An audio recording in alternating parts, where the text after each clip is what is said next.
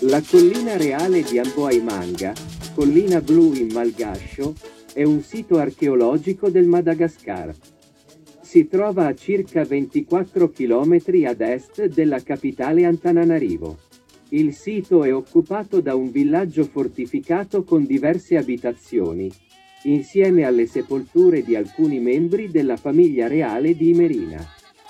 La comunità etnica che mantenne il potere nel XIX secolo e unì politicamente gran parte dell'isola del Madagascar in una sola nazione.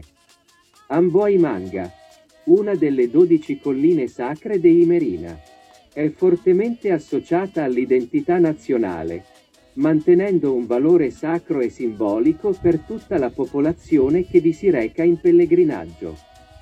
Il sito è stato inserito nella lista dei patrimoni dell'umanità dell'UNESCO nel 2001. Nel 1710 il sovrano Andria Masinavalona divide il suo regno, lasciando Amboaimanga ad uno dei suoi 4 figli, che ne fa la sua capitale. Questa finisce nel 1787 nelle mani del principe Andrianampoanimerina, che una volta unificato il regno del Madagascar si insedia nel palazzo della città. Amboaimanga diviene così una delle 12 colline sacre di Imerina e conosciuta come la città proibita fino al 1897. Quando l'amministrazione coloniale francese trasferisce la famiglia reale e tutte le istituzioni nella città di Antananarivo, così da rompere lo spirito di resistenza e l'identità etnica della popolazione.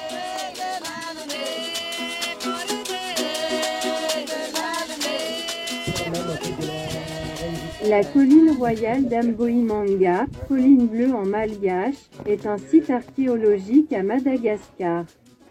Il est situé à environ 24 km à l'est de la capitale Antananarivo.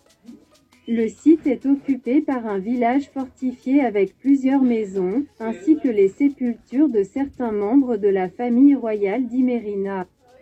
La communauté ethnique qui a maintenu le pouvoir au XIXe siècle et politiquement a réuni une grande partie de l'île de Madagascar en un seul pays. Amboaimanga, l'une des 12 collines sacrées de l'Imerina, est fortement associée à l'identité nationale, conservant une valeur sacrée et symbolique pour toutes les personnes qui s'y rendent en pèlerinage. Le site a été inscrit sur la liste du patrimoine mondial de l'UNESCO en 2001. En 1710, le souverain Andria Masinavalona divisa son royaume, laissant Amboaimanga à l'un de ses 4 fils, qui en fit sa capitale. Celui-ci tomba entre les mains du prince Andrianampoanimerina en 1787, qui, une fois le royaume de Madagascar unifié, s'installa dans le palais de la ville. Amboaimanga devient ainsi l'une des 12 collines sacrées de l'Imerina et connue comme la cité interdite jusqu'en 1897.